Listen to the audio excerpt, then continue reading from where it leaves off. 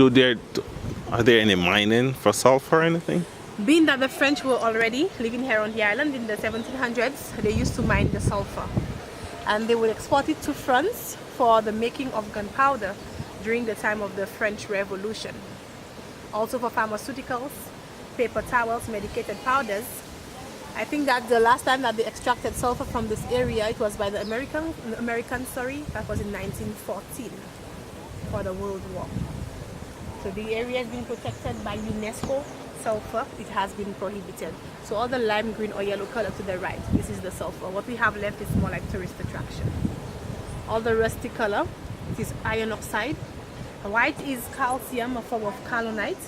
When it solidifies, there is a stone called pumice that they use on the feet. The dark green looks like black. That is the sulfur bacteria, which is a type of algae. And in this area, there are 24 bubbling pools. Those you could see are the biggest ones. Most of them are very small. And many years ago, it was not up here, but the tours used to be conducted in this area. We used to walk in. There was a bridge. Locals would walk in to take advantage. Hard-boiled eggs, steamed fish, cooked potatoes. Not anymore, because over the years, the ground has proven to be very unstable, with that several incidents took place. The most severe incident was with a tour guide, a freelance guide, by the name of Gabriel. He walked in with a group of 7 clients from Germany for the tour. For demonstration how unstable the ground was, he went jumping and stomping on the crust. And unaware that it was wet and hollow, the surface broke through up to his waist, or he got badly burnt 2nd degrees by the steam. He got pulled out immediately by some of the clients that he was touring. He spent about 6 weeks at the hospital. He did survive. And this man is from the town of Soufrière. If you were to see him today, he has the scars from waist down to his feet to prove he fell in. And this hole right here to the left with the big stone, he created it. Being that he caved in right there with the stone.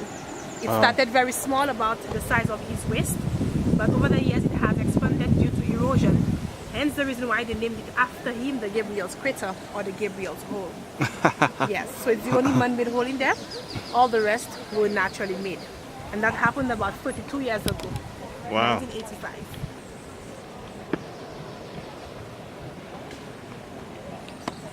So since then, only scientists and geologists go in every 6 months to monitor the activities, because the volcano is still alive. It's not There dead. bubbles like that all the time? All the time. Night and day. Yes. And they say back then they used to do their fish and Yes. hard-boiled They would- eggs, yes. like probably in a pot and just have it cooked. They would wrap it in a foil, most of them. They would dip it in the water, pull it out. They would do the steamed fish, the same thing. Or they would dig a hole in the ground, put the eggs in there, cover it up. After a few minutes, they would go back for the eggs. It would be cooked. Yeah. Oh, that's natural. Nature, Yes, huh? all natural, yeah. So since after the incident, they removed the bridge, we don't go in there anymore. Too dangerous. So the more it bubbles, the more it steams, the more it smells, the better and safer that is. Very good sign. Okay. And geologists are saying that this volcano, it's overdue for another activity because of the cycle for the Caribbean volcanoes every 200 years. So this volcano has surpassed that cycle by about 50 years, meaning that the last eruption was in 1766.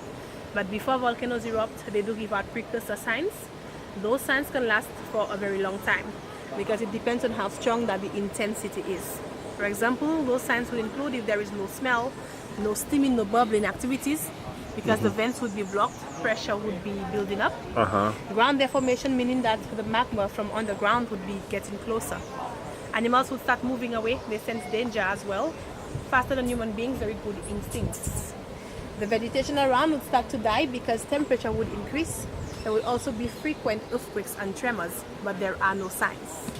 The main seismic station where it's been monitored, it is on the island of Trinidad and Tobago. That is the University of the West Indies. That is where they also monitor 14 out of the 19 volcanoes in the Caribbean. Okay. So it is being monitored daily. And if this eruption had to take place again, most likely in this area, that is the weakest spot. Lava always find the easiest way out. But big earthquakes, masses and tremor could also trigger volcanic activities anywhere within the 12 kilometers square, which is anywhere within the Soufrière region. So there's lava underneath here. Underneath, yes. The magma source about 2 to 3 kilometers, not lava. Lava is what's on the surface, magma is what's beneath. Magma. Okay, that's 2 to more. 3 kilometers underground or about 1.5 miles. So the activities, that is evident that magma does exist. Right. Yes.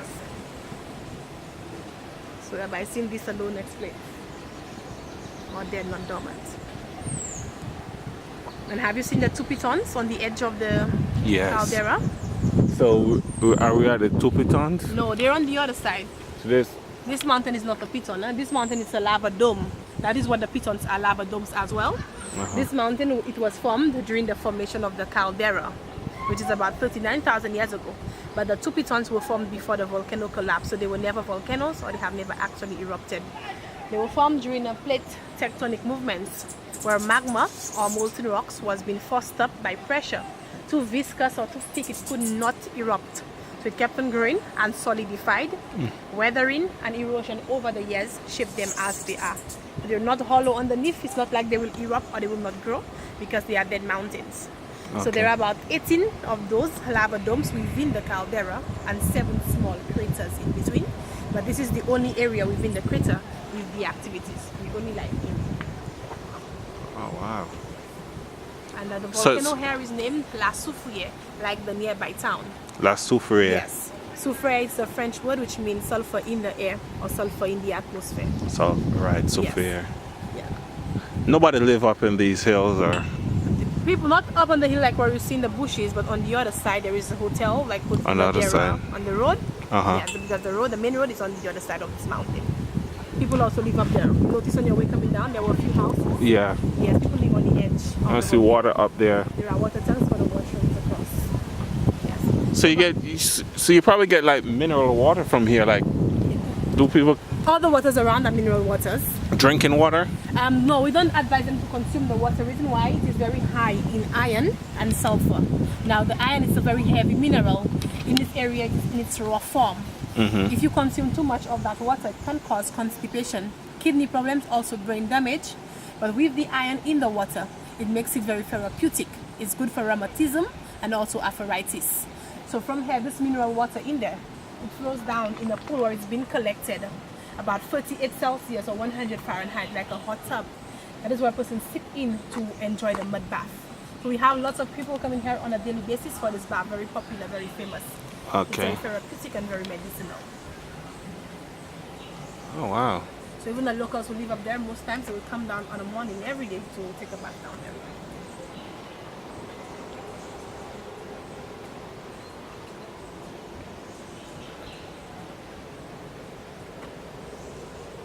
So in the Caribbean, this is the only caldera, the only one that has been collapsed that we could actually get inside of.